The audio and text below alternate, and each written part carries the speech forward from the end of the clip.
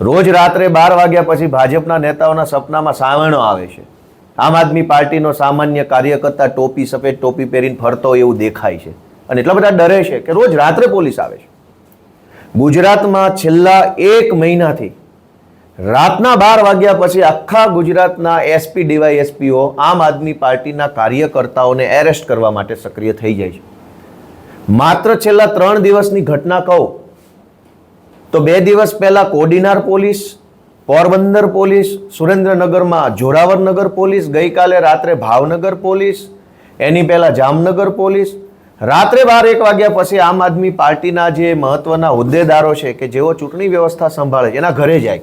રાત્રે 12-1-2 વાગે તમારો આધાર કાર્ડ લાવો, ચૂંટણી કાર્ડ લાવો, મોબાઈલ લાવો, તમારા મોબાઈલમાં ઉમેદવારોનો ડેટા હોય એ લાવો, કોણ કોણ ઉમેદવાર બનવાના છે, કઈ તાલુકા જિલ્લા સીટના છે, બધું આપો અમને. અને પછી ધાક ધમકી કરે.